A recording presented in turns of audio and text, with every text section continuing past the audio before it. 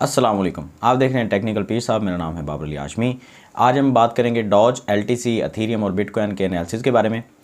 Market में जो भी चल रहा होता है उसमें काफ़ी सारी चीज़ों का ध्यान रखना पड़ता है। उसमें फ़ंडामेंटल एनालिसिस भी आ जाते हैं, टेक्निकल एनालिसिस भी आ जाते हैं। हम कुछ फ़ंडामेंटल्स के बारे में भी बात करेंगे और कुछ टेक्निकल एनालिसिस के बारे में भी। अच्छा, सबसे पहले हम यहाँ पे डॉज के चार्ट के ऊपर हैं और डॉज का जो चार्ट है वो इसमें कुछ चीज़ें जो हैं वो हम देखेंगे। एक तो सबसे पहले हम देख लेंगे आरएसआई को कि आरएसआई हमें क्या जो है वो रिज़ल्ट शो कर रहा है। उसके बाद हम एक्सपोनेंशियल मूविंग एवरेज की तरफ एक नज़र आएंगे। अच्छा, आरएसआई ये कह रहा है कि ये ओवरसोल्ड है और अभी मार्केट जो है उसके ऊपर जाने के चांसेस डॉज के बन रहे हैं। बाकी मार्केट की मैं बात नहीं कर रहा, मैं सिर्फ और सिर्फ डॉज कॉइन की बात कर रहा हूँ कि यहाँ से ऊपर जाने की कुछ चांसेस आरएसआई की तरफ से लग रहे हैं। लेकिन आपको पता है हम सिर्फ एक चीज़ के ऊपर रिलाय नहीं करते, हम बाकी चीज़ों को भी देखते हैं।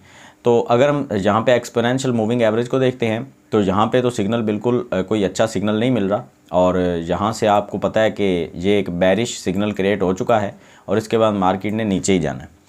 अच्छा, ये दो चीज़ें आपस में मुखालफ आ गई हैं तो हम तीसरी चीज़ के ऊपर चले जाएंगे। हम देखेंगे यहाँ पे वीकली कैंडल को, और वीकली कैंडल के ऊपर हम जो है कोई भी इंडिकेटर यूज़ नहीं करने वाले। हम सिर्फ और सिर्फ यहाँ पे कैंडल को देख के फ़ैसला करेंगे कि क्या हमें यहाँ पे एंट्री लेनी चाहिए या नहीं लेनी चाहिए। मैं सब आपके सामने इसलिए करता हूँ ताकि आपके लिए आसानी हो। कल को आपने अगर एनालिसिस करना हो तो आपके लिए ये ना हो कि यार पता नहीं एनालिसिस कैसे करते हैं। तो यहाँ पर आप वीकली कैंडल के ऊपर आ जाएंगे और सबसे पहले हम एक हॉरिजॉन्टल लाइन जो है वो ड्रा करेंगे। आप देख सकते हैं ये एक बड़ी जो तगड़ी सपोर्ट है यहाँ पे, और ये बनती है 0.056 के ऊपर डॉज के अंदर। और अगर आप देखें रेजिस्टेंस, तो रेजिस्टेंस कोई एक नहीं है, यहाँ पे एक ट्रेंड लाइन जो है वो ड्रा हो सकती है और इस ट्रेंड लाइन के ज़रिए जो है आप देख सकते हैं कि मार्केट में एक गिरावट जो है वो आ रही है, ये देखें। अच्छा, अगर हम इस ट्रेंड लाइन को देखते हैं तो यहाँ पे दो किस्म के सिग्नल क्रिएट हो रहे हैं। एक तो सिग्नल ये क्रिएट हो रहा है कि इस तरह की जब भी ट्रेंड लाइन आती है तो इसका रिज़ल्ट ये आता है कि मार्केट नीचे की तरफ ब्रेकआउट करती है और उसके बाद थोड़ा सा जो है वो रीटेस्ट करके मार्केट नीचे गिरती है।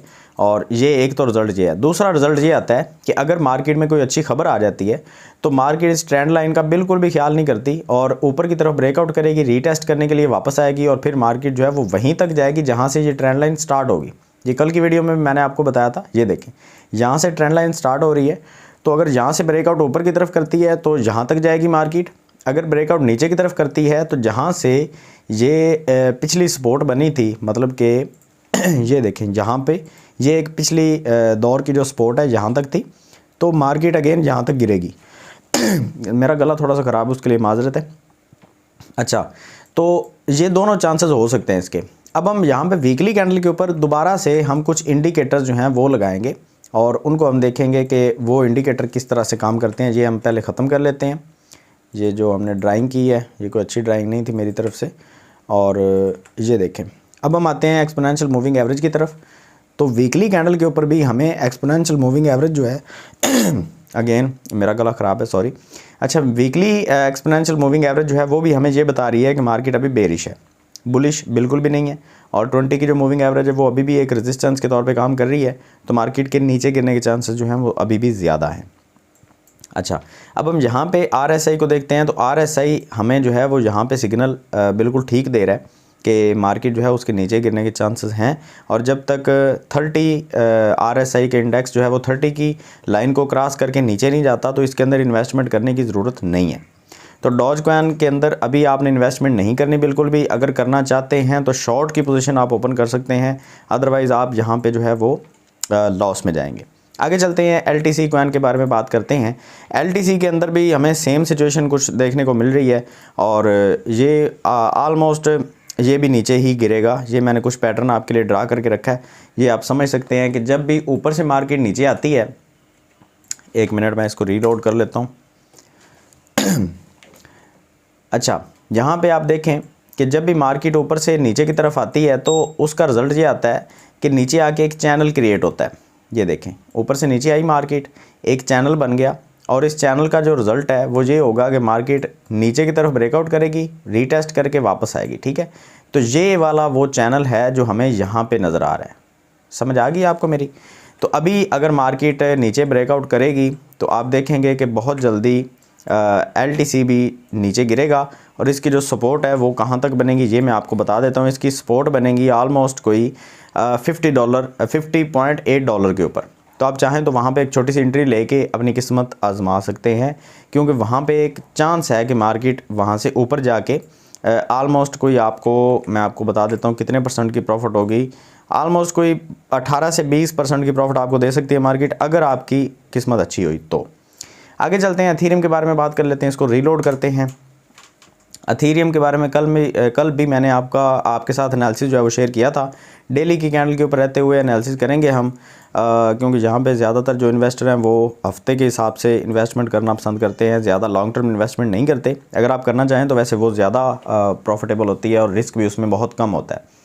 आप देखें कि यहाँ पे एथीरियम के अंदर भी बिल्कुल आपको सेम सिचुएशन नज़र आ रही है कि एक ऊपर से नीचे आके मार्केट ने एक चैनल बनाया है। इस चैनल को मार्केट नीचे की तरफ ब्रेकआउट करेगी। और कल का जो एनालिसिस मैंने आपके साथ शेयर किया था वहाँ पे भी मैंने बताया था कि एक्सपोनेंशियल मूविंग एवरेज जो है वो भी सिग्नल जो है वो बेरिश सिग्नल दे रही हैं, और जो वैसे कैंडल पैटर्न है वो भी हमें बेरिश सिग्नल दे रही हैं। यहाँ पे एक बहुत बड़ा जो पैटर्न बना है डेली की कैंडल में ये भी बेरिश है। तो यहाँ पे ऑल ओवर अगर मार्केट को देखें तो मार्केट सारी की सारी बेरिश है। और जहाँ पे आप देखें तो एथीरियम जो है वो 1180 तक तो लाजमी आएगा। इसके बाद अगर आप चाहें तो 1180 के ऊपर इन्वेस्टमेंट करके यहाँ पे जो प्रॉफिट ले सकते हैं वो ऑलमोस्ट कोई 30% के करीब प्रॉफिट आप यहाँ पे ले सकते हैं एथीरियम के अंदर। लास्ट में चलते हैं बिटकॉइन की तरफ और उसके बाद फंडामेंटल्स की तरफ आते हैं। बिटकॉइन के अंदर भी आप अगर देखें कि डेली की कैंडल यहाँ पे ओपन है और बिटकॉइन डेली की कैंडल के हिसाब से यहाँ पे 25,200 के करीब आएगा। यहाँ पे आप इन्वेस्टमेंट करके थोड़ी बहुत प्रॉफिट के लिए यहाँ पे एग्ज़िट कर सकते हैं। कोई ऑलमोस्ट मैं आपको ये रीलोड करके दिखा देता हूँ। वीडियो को पूरा देखना है आपने, फंडामेंटल सुने बिना आपने वीडियो को अधूरा नहीं छोड़ना, अदरवाइज़ आपको लॉस हो सकता है। उन चीज़ों का भी आपने ख्याल रखना होता है। अच्छा, ये बिटकॉइन का हम डेली का चार्ट वीकली के चार्ट पे आ गए, सॉरी डेली के चार्ट पे आना है हमने।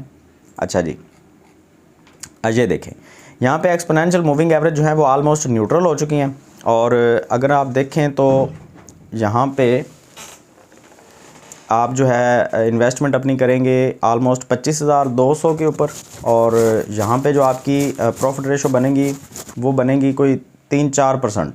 इससे ज़्यादा प्रॉफिट यहाँ पे अगर आप लेने की कोशिश करेंगे तो लिक्विडेशन के चांसेस जो हैं वो बढ़ जाएंगे। तो कोशिश करेंगे 25,200 में इन्वेस्ट करके आप यहाँ पे 26,000 में एग्ज़िट कर दें और नेक्स्ट बिटकॉइन का जो बेरिश मूवमेंट है उसका वेट करें। ये डेली की कैंडल है, क्योंकि वीकली कैंडल में अगर आप जाते हैं तो वहाँ पे मूव बहुत बड़ी होगी और ऑलमोस्ट आपको यहाँ तक वेट करना पड़ेगा कोई 16,000 के करीब। तो 16,000 पे आते आते आप बीच में ज़्यादा रेस्ट ना करें, छोटी छोटी ट्रेड लेके आप छोटी छोटी प्रॉफिट जो है वो कैश आउट करवाते रहें। फंडामेंटल की तरफ आते हैं तो FOMC की जो मीटिंग है उसका नेक्स्ट रिलीज़ जो है वो 18 दिन 12 घंटे के बाद है। और 18 दिन के बाद ये आप देखेंगे कि बिटकॉइन के अंदर भी हमें एक बहुत बड़ा मूव देखने को मिलेगा।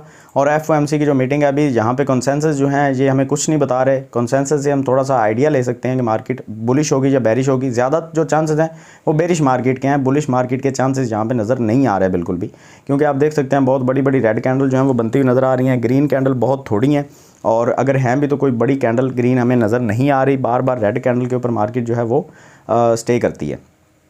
तो फंडामेंटल की तरफ आप लाजमी अपनी नज़र रखा करें। CPI का डाटा अभी काफ़ी लेट है तो उसके बारे में बात नहीं करेंगे, उससे पहले हमें फेड के जो इंटरेस्ट रेट हैं इनके बारे में बताया जाएगा। फेड 18 दिन के बाद अपनी रिपोर्ट जहाँ पे जारी करेगा, उस रिपोर्ट के ज़रिए मार्केट जब बुलिश हो जाएगी या बेरिश हो जाएगी, ज़्यादा चांसेस जो हैं वो बेरिश मार्केट के हैं। तो आप अपने आप को यहाँ पर मार्केट से जो है वो दूर ही रखें तो ज़्यादा बेहतर है। अगर इन्वेस्टमेंट करनी भी है तो जो पॉइंट्स मैंने आपको बताए हैं, बिटकॉइन के अंदर आपने 25,200 पे इन्वेस्ट करनी है और 26,000 पे आपने एग्जिट करना है। अगर ज़्यादा वेट कर सकते हैं तो 16,000 पे जाके इन्वेस्ट करें और ऑलमोस्ट कोई 26,000 के अराउंड आप जाके एग्जिट कर सकते हैं। वहाँ पे आपको अच्छी खासी प्रॉफिट मिल जाएगी। एथीरियम में आप चाहें तो यहाँ पे एथीरियम आप 1180 के ऊपर इन्वेस्टमेंट करेंगे और फर्स्ट एग्जिट टारगेट आपका 1530 के ऊपर होगा। LTC के अंदर भी सेम सिचुएशन है, मार्केट अभी बेरिश है तो LTC के अंदर 50.6 के ऊपर या $51 के ऊपर आप इन्वेस्टमेंट करेंगे और आपका फर्स्ट एग्जिट टारगेट जो है वो $60 होगा। तो यहाँ पे अगर आप बात करते हैं प्रॉफिट रेशो की तो मैं रीलोड करके आपको बता देता हूँ प्रॉफिट रेशो आपकी कितनी बनने वाली है। ये देखें, ऑलमोस्ट अगर आप $50 के ऊपर भी इन्वेस्टमेंट करते हैं तो कोई 20% के अराउंड LTC के अंदर आपकी प्रॉफिट बन सकती है।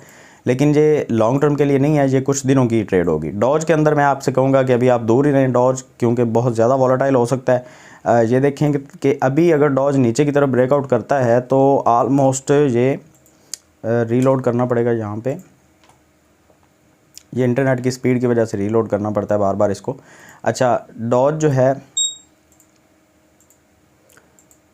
ये वाला डॉज आ गया हमारे पास।